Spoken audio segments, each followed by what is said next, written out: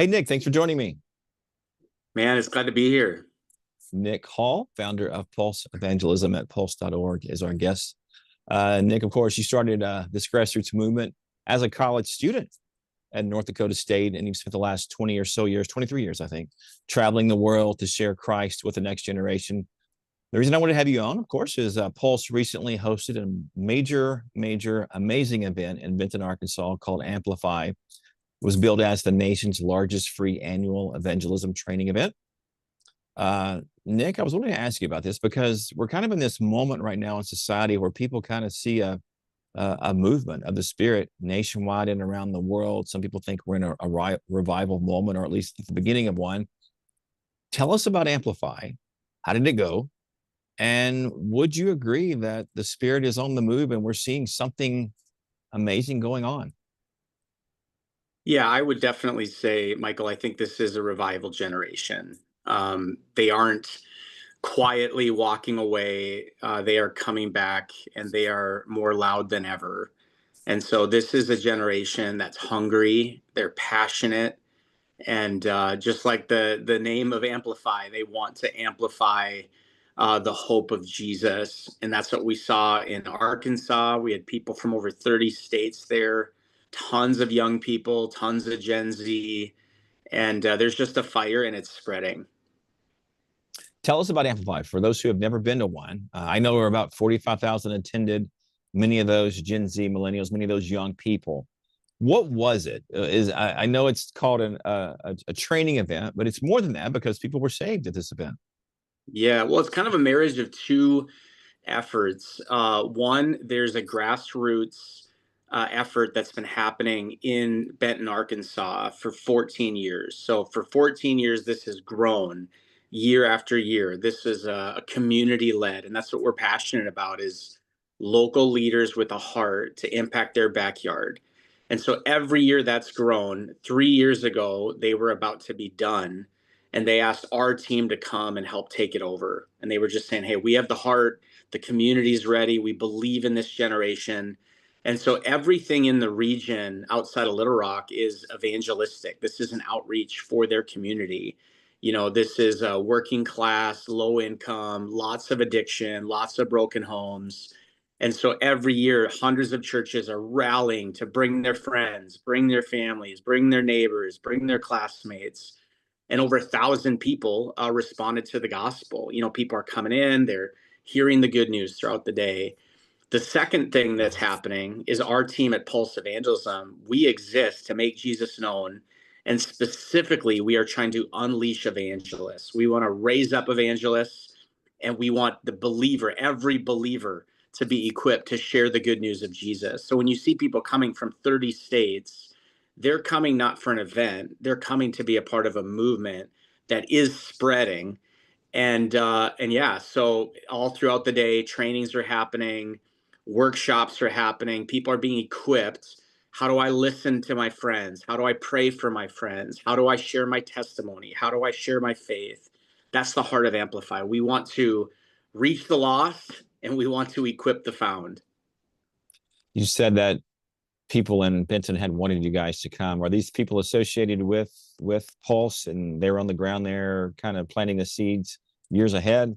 Explain what you mean by that for those who don't know Yeah, you. so I was trained under Billy Graham and Luis Palau, and I would say the Billy Graham and Luis Palau model was, you know, you're looking for where God's moving, and churches and community leaders are coming together and they're inviting an outside organization to come and help them organize the effort and take it. You know, we want this to be bigger than one church. We don't want this just to be for Baptists. We want this to be the whole body of Christ, and we want people trained and equipped. And so what's happening in Arkansas has been happening at Pulse for 20 years, people coming and asking us to come and help them reach their community. What's different in Arkansas is this isn't just a one off, this is an annual effort that's growing and building. And every year we're seeing more people come. Every year we're seeing more people come to faith. Every year we're seeing more people trained. And again, this revival moment we're in, I would say Amplify is really just an expression of that. There is a revival spreading. The hunger is real.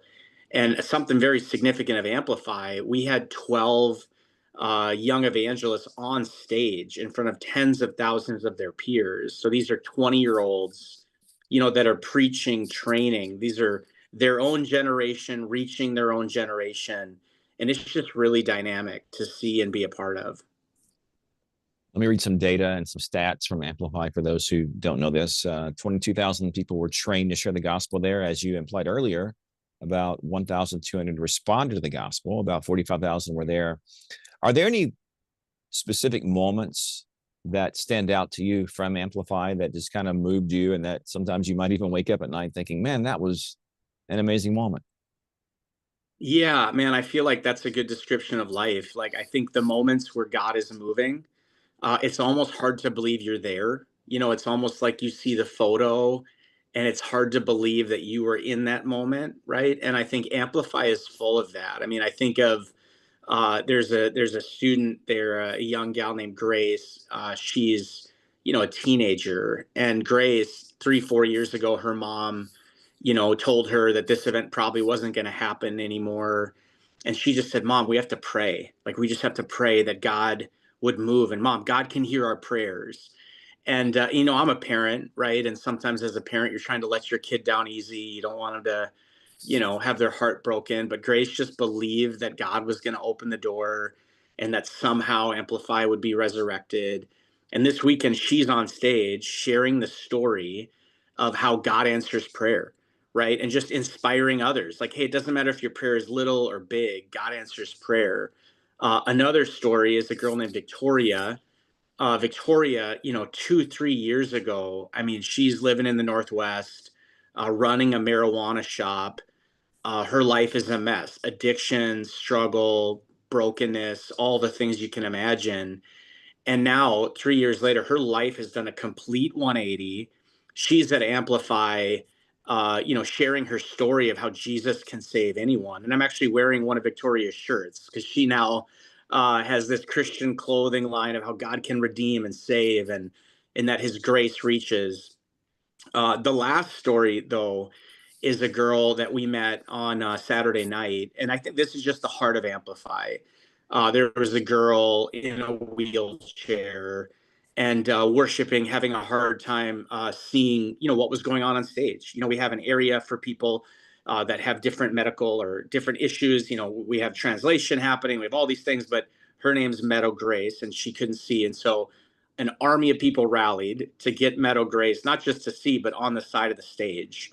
And it was like, I bet I saw 50 teenagers making room for this girl to get the front row on the side, and just her worshiping, these teenagers worshiping. And it's probably, somebody called me after Amplify and they said it was one of the highlights of their life, not only seeing this girl worship, in the condition that she lives with every day, just worshiping Jesus, hands in the air, tears running down her face, but all of these teenagers around her just crying out to God. And I think it's a good picture of what God's doing. Very little of it has to do with what's happening on stage. There is a generation that is on fire, and whether it's at the locker of their school, whether it's at the coffee shop where they're working or doing homework, like God is just a part of life. And I think that's the beautiful thing about this generation is they're not putting walls between the secular and the sacred. They just believe this is all God's. And so we need God to move everywhere. Let's go. Data suggests that Gen Z is hungry for Jesus. Bible use is on the rise among that demographic. College students are packing arenas. Tens of thousands attended Amplify. What is driving this? What has happened in recent years to suddenly have this group of young people who are hungry? Yeah, I think there's a lot of factors. I mean, I think the prayers of moms and dads and grandpas and grandmas, man, I think we're always standing on the shoulders of those that have gone before us. The interesting thing is, I think the parents and grandparents who've been praying for these things, I don't think it's coming how they expected. So sometimes it's hard to discern, right? Because they're not coming to the normal services, or maybe they're not coming to the same, Sunday school programs. But I just would say, like, every generation, faith is going to look different. It's going to be their own.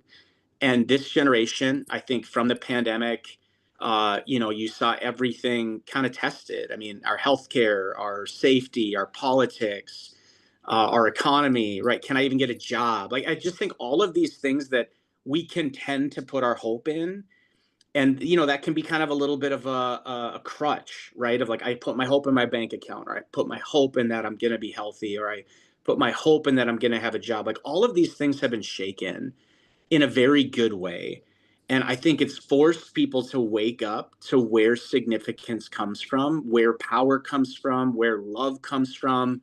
And this generation in droves is coming back to this sacred ancient faith. They're coming back to the texts of scripture. They're wrestling through it for themselves. They're seeing Jesus as more than just a good person, but a man who literally changed the world, defeated death, rose from the grave.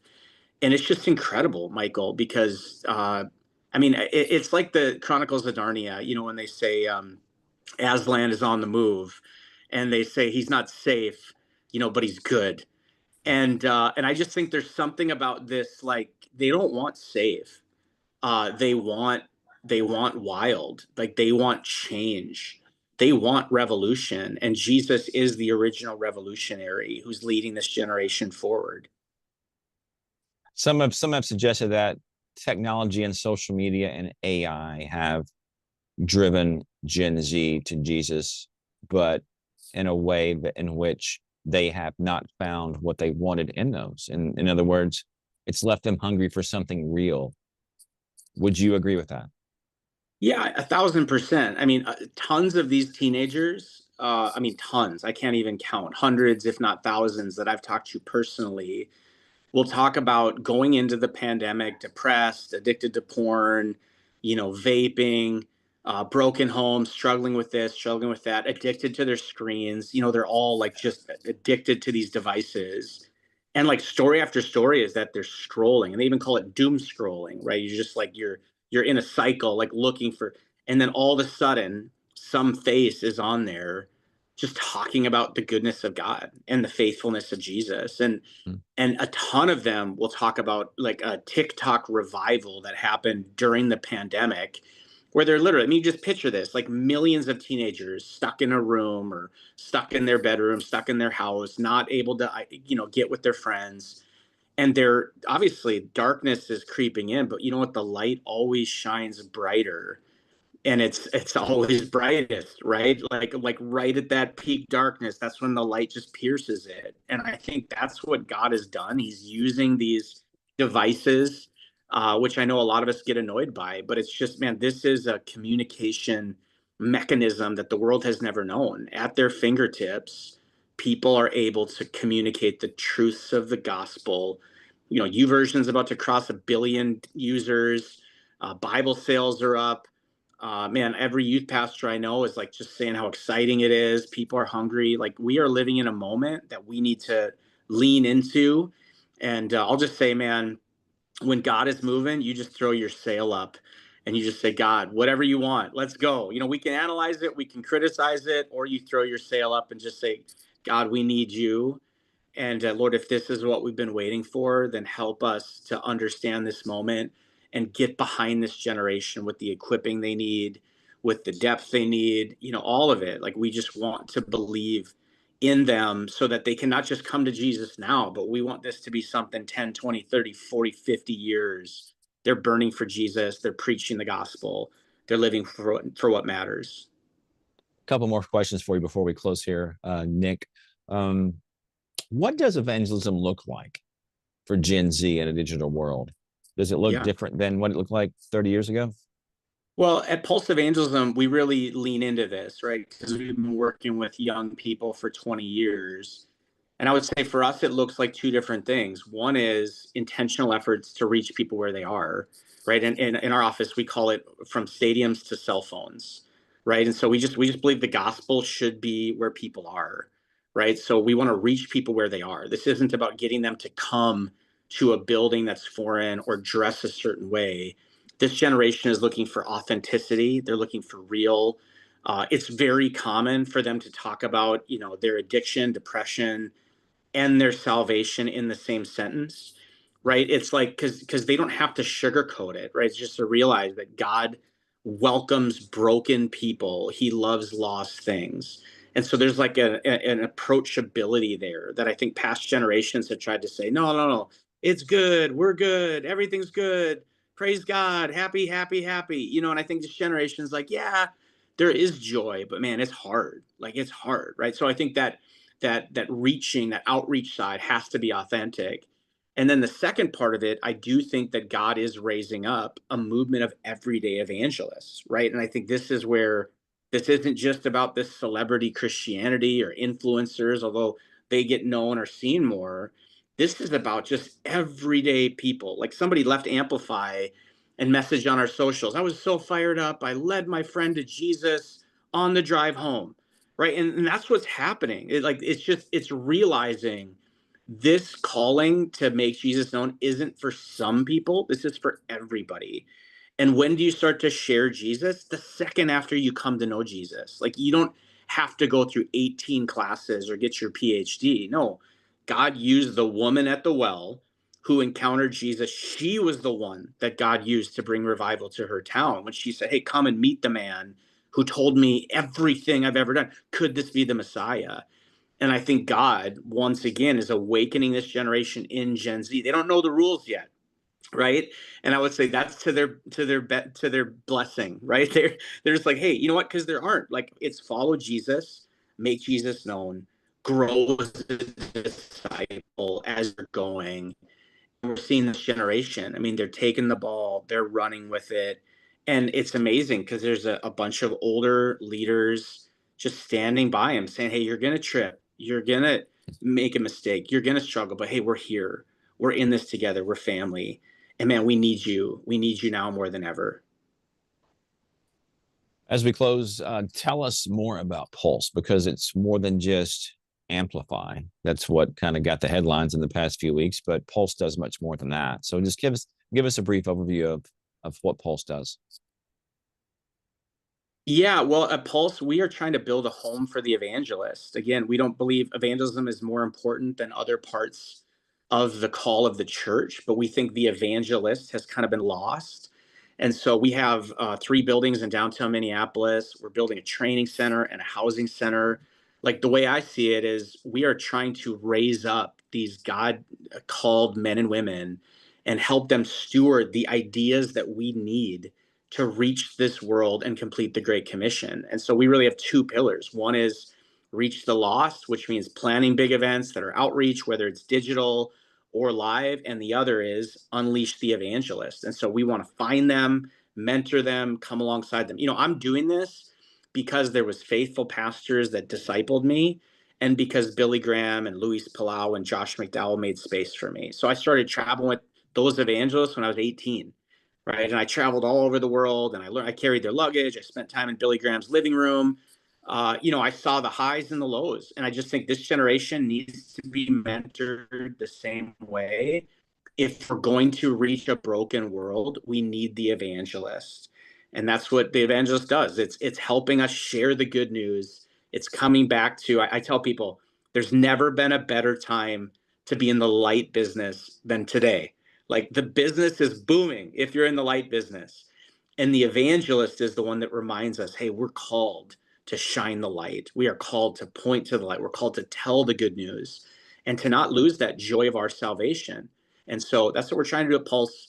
We have about 50 staff, but I mean, last year we had, I don't know, 400 million people hear the gospel through digital and live and any way possible. We just want to make Jesus known.